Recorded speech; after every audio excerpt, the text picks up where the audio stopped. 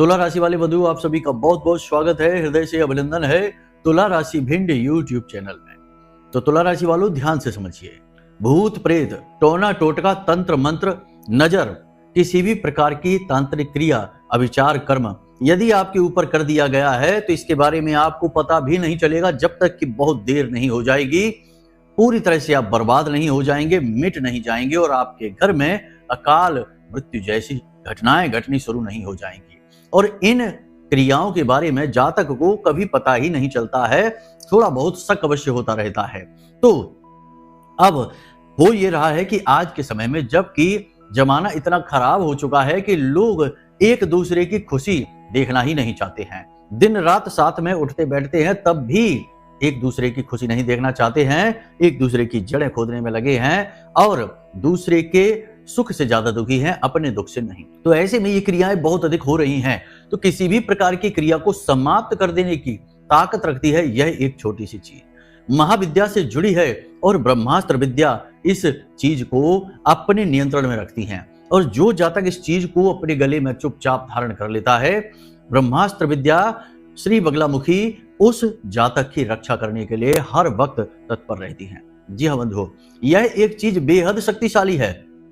इसे आप खुद अपने घर पर तैयार कर सकते हैं। इसे तैयार करने की क्रिया क्या है, विधि क्या है और कौन से नियम है जिनका आपको कठोरता से पालन करना होगा और किस प्रकार इस चीज को तैयार करके आप अपने गले में धारण करेंगे, सारी क्रिया आज के इस कार्यक्रम में हम आपको बताने वाले हैं। यदि आपके जीवन में 1% भी नकारात्मक ऊर्जा है तो आपकी तरक्की में हर तरह से बाधा उत्पन्न करेगी, मेहनत का फल आपको नहीं देगी और ग्रहों के शुभ परिणाम आप तक नहीं पहुंचने देगी और आपकी कुंडली में मौजूद पापी ग्रहों को सक्रिय बनाकर आपके जीवन में बाधाएं उत्पन्न करेगी। तो इस नकारात्मक ऊर्जा से छुटकारा प्राप्त करना बेहद आवश्यक है, यह आज के समय की मांग है। याद रखना बंधुओं, इस शास्त्रों में भी यह कहा गया है महर्षि वेदव्यास जी के द्वारा कि सतयुग, त्रेता, द्वापर और कलयुग में से केवल कलयुग ही एक ऐसा युग है जिसका धर्म का केवल एक पैर बाकी है, जिसे दान कहते हैं। यानी कि इस युग में सत्य, तप, दया सब चले गए हैं, अब केवल दान बचा है। तो अब ऐसे में हुआ यह है कि लोगों के मन में वैमनस्यता बढ़ गई है, अपनों के प्रति ही बैर रखते हैं, मन ही मन लोगों के बारे में नकारात्मक सोचते हैं। और एक चीज और विशेष आप याद रखना कि आज का समय अब यह आ गया है कि अब लोग खुलकर सामने नहीं आते हैं, पीठ के पीछे वार करने में ही चतुराई समझते हैं, अपनी शान समझते हैं। तो कभी भी आपका शत्रु खुलकर आपके सामने नहीं आएगा, लेकिन आपके छुपे हुए शत्रु हों चाहे जागृत शत्रु हों, आपके ऊपर इस प्रकार से हमला करेंगे कि आपको पता तक नहीं चलेगा और आपका विनाश हो जाएगा। इसीलिए आज के समय में तंत्र क्रियाएं बहुत अधिक मात्रा में हो रही हैं। टोना टोटका तो हर दूसरे घर में देखने को मिल रहा है। किसी ने किसी प्रकार का टोना कर दिया है, किसी ने किसी प्रकार की क्रिया कर दी है, किसी की बुद्धि का बंधन, किसी का व्यापार का बंधन और किसी के घर की खुशियों का हर प्रकार का बंधन हो गया है। तो ऐसे में इन क्रियाओं से छुटकारा प्राप्त करना बेहद अनिवार्य है और इन क्रियाओं से छुटकारा प्राप्त करने के लिए आपको महाविद्या की शरण में जाना ही पड़ेगा, जिन्हें शक्ति का स्वरूप कहते हैं, 10 महाविद्याएं कहते हैं, जिन्हें काली से लेकर श्री बगलामुखी तक केवल और केवल स्तंभन के लिए और इन नकारात्मक क्रियाओं से छुटकारा प्राप्त करने के लिए याद किया जाता है। आज का यह कार्यक्रम बेहद खास है। आज हम आपको एक बहुत ही शक्तिशाली सुरक्षा कवच आपके स्वयं के लिए आप कैसे तैयार करेंगे यह बताएंगे। इसी के साथ साथ हम आपको वे संकेत भी बताएंगे आपकी कुंडली के अनुसार कि आप अपनी कुंडली देखकर पता लगा सकते हैं कि आपके ऊपर कोई तंत्र क्रिया है अभी या नहीं है। बहुत ही सरल है, चिंता की बात नहीं है, आराम से आपको पता लग जाएगा। तो आपको अपनी कुंडली देखनी है और हम आपको बताएंगे कि किस प्रकार आप यह जान जाएंगे। दूसरा, आपको अपने घर का मुआयना करना है और घर में छोटे छोटे से संकेत हैं उन्हें नोट करना है अपने दिमाग में, आपको पता लग जाएगा। उसी प्रकार अपने खुद के जीवन और अपने शरीर को एक बार देखना है और आपको पता लग जाएगा कि आपके ऊपर कोई नकारात्मक ऊर्जा है, तंत्र मंत्र या फिर कोई टोना टोटका किया गया है या नहीं। जी हाँ बंधुओं, ये क्रियाएं आज के समय में बहुत भयंकर गति से फैल रही हैं और लगभग हर तीसरा चौथा इंसान इसकी चपेट में आ चुका है। जी हाँ बंधुओं, तो आज का यह विषय बेहद महत्वपूर्ण है। इसी के साथ साथ आने वाले 3 से 5 दिनों की आपकी भविष्यवाणियां करेंगे जो आपके ग्रहों के अनुकूल होंगी, सावधानियों के विषय में बताएंगे और कुछ अच्छी घटनाओं के विषय में भी आपको हम बताएंगे। मतलब कि आज का यह कार्यक्रम बेहद ज्ञानवर्धक है, बहुत सारी जानकारी आपके लिए लेकर आया है, गागर में सागर जैसा भर दिया है। बस आपको ठंडे दिमाग से इस गागर में भरे हुए ज्ञान को पी जाना है और फिर इसे अपने जीवन में उतारना है और देखिए कि कैसे आपका जीवन खिलखिलाकर हंस देता है। जी हाँ बंधु, तो चलिए बंधु आज के इस कार्यक्रम को शुरू करते हैं। महामाई को याद करते हुए कमेंट बॉक्स में लिख डालिए, जय मां भद्रकाली कृपा करो। माता रानी इतनी दयालु है कि निश्चित तौर पर आपके ऊपर कृपा करेंगी, आपका उद्धार होगा। तो चलिए बंधु अपने मूल विषय को शुरू करते हैं, ध्यान से सुनिए। प्यारे मित्रों, हमारे अत्यंत प्रिय और परम पूज्य अमिताचार्य जी के पास माँ बगलामुखी और माँ भद्रकाली की साधनाओं का वर्षों का अनुभव है और माता रानी की इनके ऊपर पूर्ण कृपा और सिद्धि है। आचार्य जी ने अपने सटीक कुंडली विश्लेषण और श्रेष्ठतम उपायों के माध्यम से हजारों लोगों के जीवन को खुशियों से भरा है। आचार्य जी का कुंडली विश्लेषण और उपाय करवाने का तरीका इतना अद्भुत है कि जीवन के हर एक दुख और कष्ट का कारण जड़ से ही समाप्त हो जाता है। फिर समस्या चाहे जैसी भी हो, कर्जा बहुत बढ़ गया हो, व्यापार चल नहीं रहा हो, बीमारियों में आप बर्बाद हो चुके हो, रिश्तों में प्रेम समाप्त हो चुका हो, या फिर नौकरी ही ना मिल रही हो, विवाह में देरी होती हो, कैसी भी समस्या हो, इन समस्याओं का कारण क्या है, कौन सी महादशा परेशान कर रही है, कौन सा दोष लगा हुआ है, सब कुछ आचार्य जी इतना सटीक बताते हैं कि वर्षों वर्ष के दुख कुछ ही दिनों में समाप्त हो जाते हैं। अगर आपके जीवन में भी कोई ऐसी संकट की घड़ी है तो यही सही समय है जब आप पूज्य आचार्य जी के हाथों से अपनी कुंडली का विश्लेषण करवाएं और वर्षों से चल रहे दुखों और संकटों के इस चक्र से बाहर निकल जाएं। प्यारे मित्रों, अभी वीडियो में दिए गए नंबरों पर फोन करिए और अपनी कुंडली का श्रेष्ठतम आकलन करवा डालिए। जिंदगी बदलने का ये सबसे बड़ा मौका हाथ से मत जाने दीजिएगा। जय माई की, महामाई आपका कल्याण करे। सबसे पहले आपको हम बताएं कि कैसे वो लोग होते हैं, यानी कि किन लोगों के ऊपर तंत्र मंत्र या फिर गली नुक्कड़ पर या किसी चौराहे पर पड़ा हुआ किसी का उतारा, टोना टोटका जो होता है उसका उतारा किया जाता है, वो भी किस प्रकार के इंसानों पर अपना कब्जा कर लेता है, हावी हो जाता है। ऐसे इंसान जो गलत आदतों में डूबे रहते हैं, जुआ, शराब, वेश्यावृत्ति आदि नीच कर्म करते रहते हैं, ऐसे लोगों को तुरंत अपना वाहक बना लेती हैं इस प्रकार की पिशाची शक्तियां। इसी प्रकार ऐसे लोग जो बहुत जल्दी डर जाते हैं, जिनका मनोबल बहुत कमजोर है, जिनमें आत्मविश्वास की बहुत अधिक कमी रहती है, जो हर वक्त डरे सहमे रहते हैं और चिंताओं से ग्रसित रहते हैं और अपने जीवन के दुखड़े रोते रहते हैं, हमेशा बस यही सोचते रहते हैं कि जीवन में इतना दर्द क्यों है, तकलीफ क्यों है, परेशानियां क्यों हैं। आगे बढ़ने के बजाय वे बस आज की परिस्थितियों को देखकर रोते रहते हैं और भविष्य की चिंताओं में व्यस्त बने रहते हैं। ऐसे लोगों के ऊपर ये शक्तियां बड़ी जल्दी हावी हो जाती हैं, क्योंकि ऐसे लोगों का मनोबल बहुत कमजोर होता है, इच्छा शक्ति बहुत ही कमजोर होती है और ऐसे लोगों पर नियंत्रण कर पाना बहुत ही आसान होता है। तो सबसे पहले आपको अपने अंदर 2-3 गुण उत्पन्न करने हैं। पहला कि सद्गुण उत्पन्न करने हैं। सद्गुण से मतलब यह है कि कोई भी गलत व्यसन, गलत आदत या नीच कर्म यदि गलती से भी आपके जीवन में हो रहा है, आपके पास आ गया है, तो इससे छुटकारा प्राप्त करिए जितनी जल्दी हो सके। याद रखना कि आपको लग रहा होगा कि इसी से दुनिया चल रही है, शराब पिएंगे इसी से आनंद मिल रहा है और इसे छोड़ देंगे तो जीवन में कोई आनंद ही नहीं रहेगा। लेकिन हम आपको बता दें कि इसके अलावा भी दुनिया बहुत रंगीन है, आनंद की कोई कमी नहीं है, आनंद हर जगह है और आध्यात्म की माने तो आनंद बाहर है ही नहीं, वह तो आपके अंदर से निकल कर आता है। तो आप जब शांत होंगे, जब दिव्य ऊर्जाओं के संपर्क में आएंगे, योग, प्राणायाम, आध्यात्म और भक्ति से, तो आपके अंदर से आनंद उभरेगा और फिर आपको बाहर की किसी भी ये जो स्थूल वस्तुएं हैं इनकी जरूरत नहीं पड़ेगी आनंदित होने के लिए। तो आप इन दोषों से दूर होइए, फिर जीवन की नश्वरता को स्वीकार करिए। चिंताएं क्यों आती हैं? चिंताएं आती हैं जब हमें अपने हाथों से चीजें निकलती दिखाई देती हैं, हम अपने आप को असफल पाते हैं, हमें लगता है कि हमें जो उम्मीदें थी उससे बहुत कम जीवन में मिला है, तो ये सारी चीजें और जो हमें मिला है कहीं वह खो ना जाए, इस डर से हम चिंतित रहते हैं।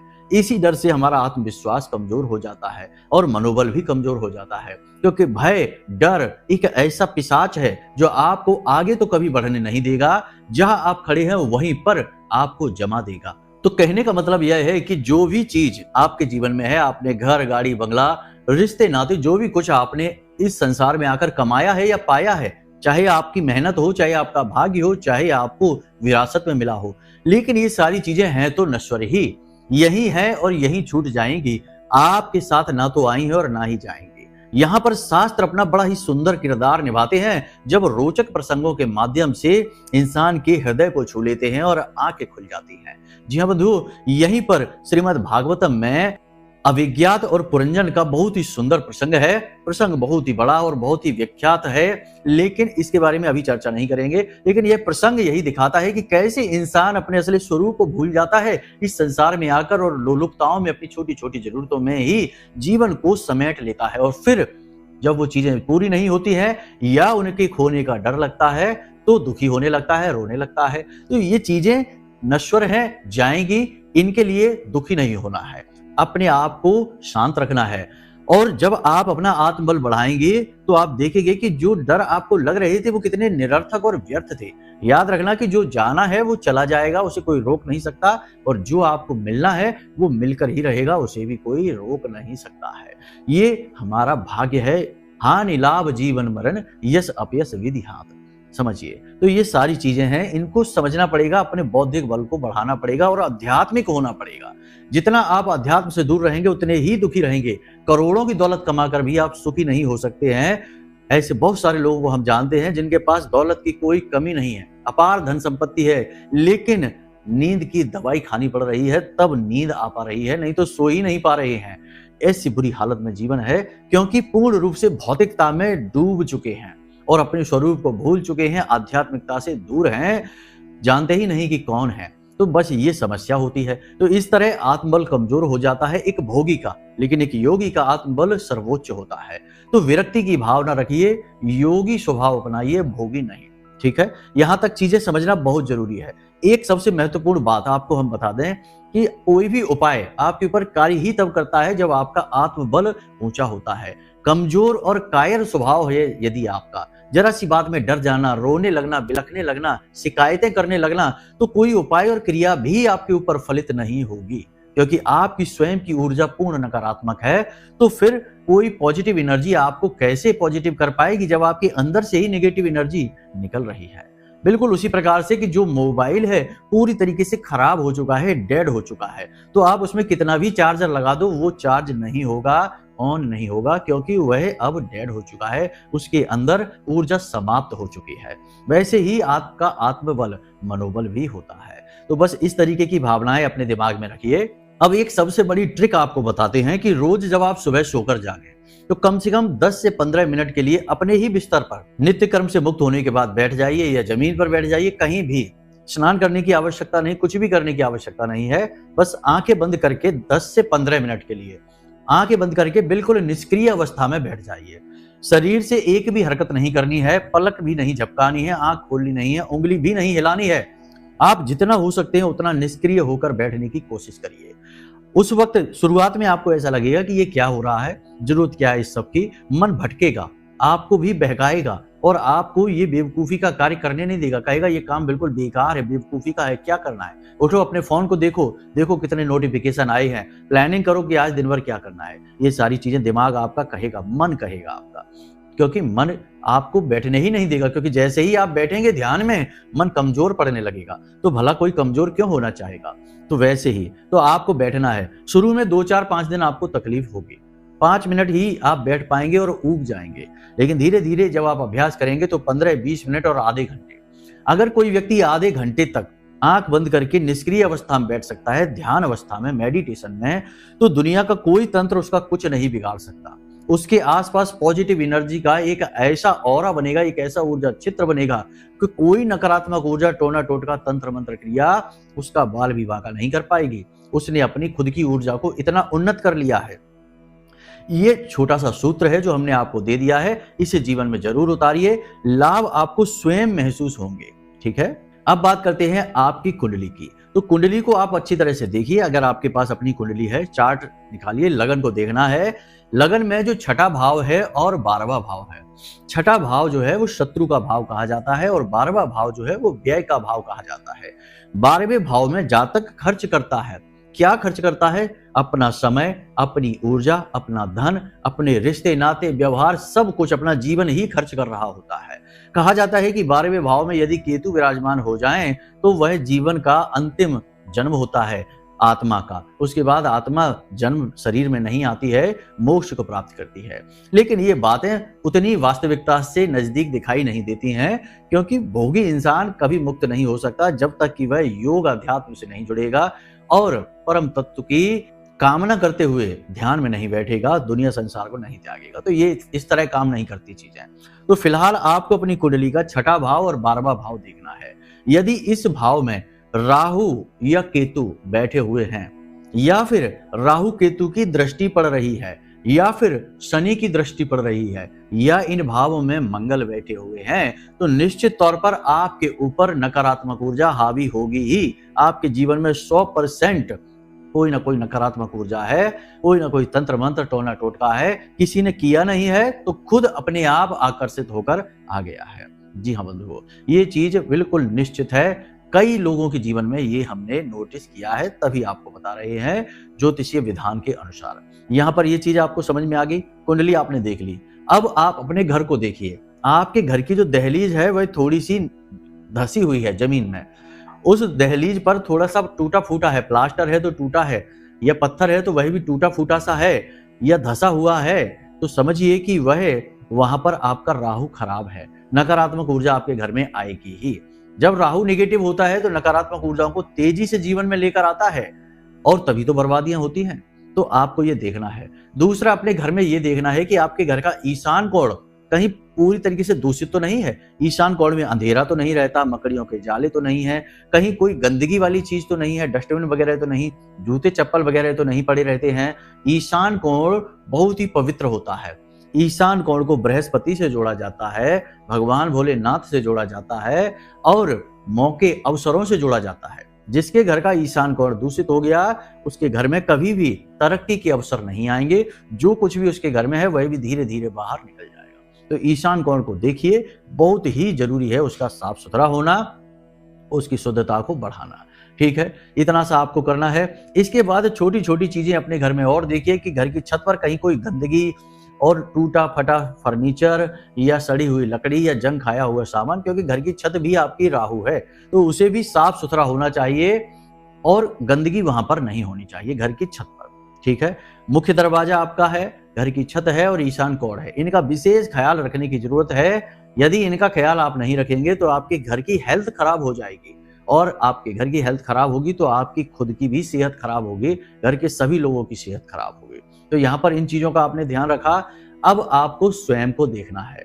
अगर पिछले कुछ दिनों से, यानी 10-15 दिन या 1-2 महीने, 2-4 महीने से ऐसा हो रहा है कि आपकी सेहत लगातार गिरती जा रही है, आप कितना भी अच्छा खाना खा लें आपको लगता नहीं है, आपका चेहरा पीला पड़ता जा रहा है, अगर आपकी आंखों से चमक गायब होती जा रही है, दिन भर आलस आपके ऊपर हावी रहता है, काम करने की इच्छाएं नहीं होती हैं, तरह तरीके की आवाजें आपको सुनाई देती हैं, खास तौर से जब आप सोने जा रहे होते हैं उस वक्त सपने में उल्टी सीधी चीजें दिखाई देती हैं, गंदी चीजें भी दिखाई देती हैं, और नकारात्मक पिशाची चीजें भी दिखाई दे सकती हैं। इसी के साथ साथ यदि आपको नींद अच्छी नहीं आती है, अपने ही काम में मन नहीं लगता है, कोई आपसे कितनी भी अच्छी बात कहे आपको उसकी बात अच्छी नहीं लगती है, और अपने ही रिश्ते नातों से आपको चिढ़ जैसी होने लगी है, तो निश्चित तौर पर कोई नकारात्मक शक्ति, कोई बंधन, कोई तंत्र मंत्र आपके ऊपर हो चुका है।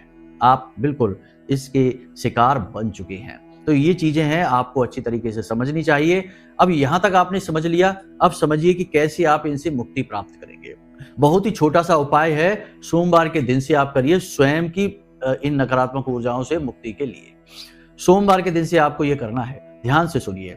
आपको सरसों के तेल में रुई की एक बाती बनाकर डुबा देनी है। बाती आपको लंबी बनानी है, ठीक है। लंबी बाती आपने बनाई, सरसों के तेल में डुबाई। अब उस बाती को आप अपने सिर के ऊपर से ऐसे घुमा कर ले जाएंगे और इसको पैरों से छुआते हुए और सीधा घुमाएंगे, उल्टा नहीं, ठीक है, उतारा नहीं है ये। तो ऐसे ले जाकर पैर के नाखून के अंगूठों से और नाखून से छुआते हुए और अपने सिर पर ऐसे 7 बार इसको घुमाएंगे, ठीक है। अपने शरीर का पूरा फेरा करेंगे। 7 बार इसे घुमाने के बाद इसे अपने घर के बाहर निकाल कर, दरवाजे के बाहर निकाल कर इसे जला देना। आप देखेंगे कि आपके ऊपर कोई तंत्र मंत्र नकारात्मक ऊर्जा है तो संकेत तो हमने बता ही दिए, एक संकेत और बता देते हैं कि ये जो बाती है ये जब जलेगी तो इसमें से चट चट की आवाज आएगी, तेज आवाजें आएगी और ये बाती ऐसा लगेगा जैसे छटपटा रही है, टेढ़ी मेढ़ी हो सकती है, पलट सकती है और इसमें से तेज आवाजें आएंगी, कभी कभी दुर्गंध भी आती है, लोगों ने ऐसा बताया है। तो ये अगर आपके साथ हो रहा है तो समझ जाइए कि ये तंत्र क्रिया है, भयंकर आपके ऊपर कर दी गई है, बंधन है आपका। तो इस क्रिया को आपको लगातार 7 दिनों तक करना है, ठीक है। आप सोमवार से इसको शुरू करिए, प्रतिदिन रात्रि के समय यह क्रिया आपको करनी है, सूर्यास्त होने के बाद, ठीक है। रात्रि में पहले ये क्रिया आपको करनी। दूसरा कि अपने घर का शुद्धिकरण, तो घर में जो आप पोंछा लगता है पानी से, उस पानी में समुद्री नमक थोड़ा सा आप मिलवाइए, थोड़ी सी फिटकरी आप मिलवा दीजिए, ठीक है। ये 2 चीजें। इसी के साथ साथ आप अपने घर के हर एक कोने में लौंग का एक एक जोड़ा रखिए, ठीक है, लौंग का एक एक जोड़ा, और इस लौंग के जोड़े को 3 दिन के लिए वहीं रखा छोड़ दीजिए, ठीक है। 3 दिन तक वहीं रखा रहेगा। उसके बाद इसे उठाइए और अपने घर के दरवाजे के बाहर ले जाइए और भीमसेनी कपूर रखिए, उसके ऊपर लौंग का ये जोड़ा जो आपने रखे हैं, यानी 4 कोनों से 8 लौंगे हो गए, 4 जोड़े हो गए। तो ये लौंगे आपको उस कपूर के ऊपर रखनी है और इसे जला देना है। ये क्रिया आपको प्रतिदिन करनी है, मतलब कि हर 3 दिन में करनी है और लगातार करनी है। लगभग 7 बार ये क्रिया आपको करनी है। इससे आपके घर की नकारात्मकता दूर हो जाएगी, आपकी स्वयं की नकारात्मकता दूर हो जाएगी। अब बात करते हैं उस कवच की। माता बगलामुखी से जुड़ा हुआ यह कवच है। शनिवार के दिन यह क्रिया होगी। बाजार जाना पूजा पाठ की दुकान पर और वहां से हल्दी की माला लेकर आना, हल्दी की माला और एक छोटा सा ताबीज, ठीक है। अब हम आपको बताने जा रहे हैं इस क्रिया के विषय में। इसमें मंत्रोच्चारण करना होगा। मंत्रोच्चारण की आप बिल्कुल भी टेंशन न लेना। बहुत से ज्ञानी आ जाएंगे कि दीक्षा नहीं ली है तो कैसे उच्चारण करें, मंत्रोच्चारण के लिए गुरु होना आवश्यक है। तो गुरु और मंत्र दोनों हम आपको दे रहे हैं।